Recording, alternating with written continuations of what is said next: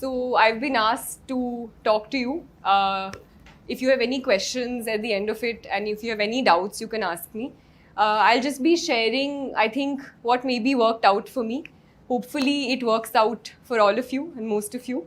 So I'll just be dealing with certain questions that people might have regarding the examination and as to how I dealt with them.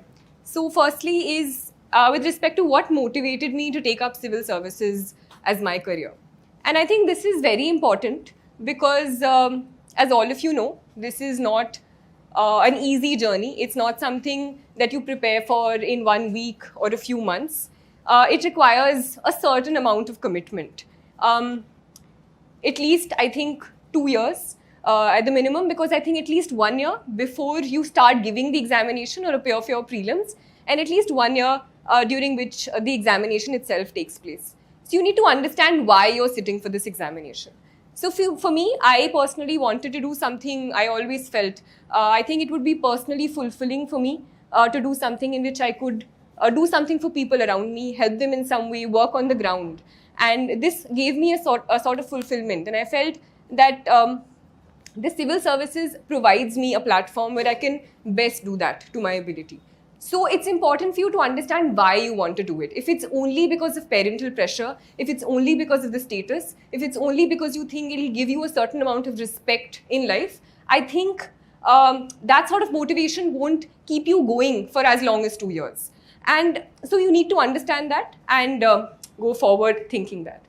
Secondly, which is the most important, once you've decided that you're going to take this examination, is the strategy.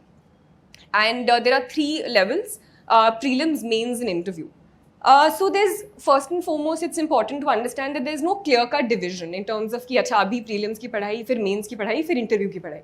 It's an integrated sort of preparation, but there is a difference in strategy at each level. So for prelims and mains, the books that you'll be relying for will be the same. So I'll just, I think, depending on the subject, I'll just tell you the books which I use. They were basic books, nothing out of the blue that I, scored out of from some different shop that you guys don't have access to. It was the basic books. So for example, polity, you take up, it was Lakshmikant. And apart from Lakshmikant, these are books you have to read for both mains and prelims. Right now, I'm mainly telling you for prelims. For mains, I also added certain more things for my own, which I'll tell you later. So Lakshmikant was there. For prelims last year, I also went through the BEAR Act. Just the BEAR Act. I just revised it 2 times before it won't take too much time. So it looks like a very fat thing, but however many articles are there in the constitution, you just read that. You have already gone through that in Lakshmikant. So it's not as if you just replace Lakshmikant, but if you have had multiple revisions of Lakshmikant, you can go through the BEAR Act in terms of cracking certain prelims questions. Sometimes the question is the constitution mentions this. So you know that you've read it in Lakshmikant, but you don't know if it's mentioned in the constitution. So if you just go through that, I think it personally worked for me. If you don't have time for that, it's completely fine. I'm just telling you what I did. So first was that, polity, then economics.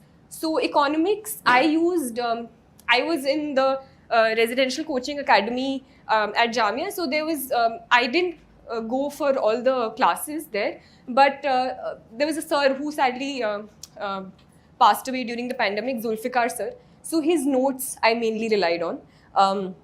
And so they were available. I used that. Some people who were preparing alongside me also looked at certain other notes which are available in the market. If you're coming for coaching classes, I think sir teaches economics here, you can just rely on your coaching classes notes. So I think the most important thing is relying on one source. So whatever coaching you're going for, whatever classes you're going for, just stick to those notes.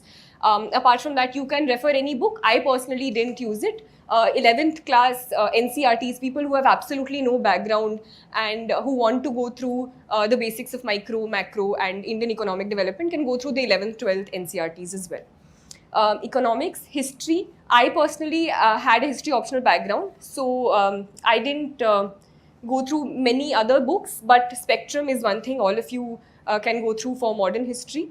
For ancient and medieval, there are 2 ways of going about it. So one is the chronology based idea. So the old NCRTs, which is R.S. Sharma, and uh, Satish Chandra are usually used for getting a basic hang of what the chronology was.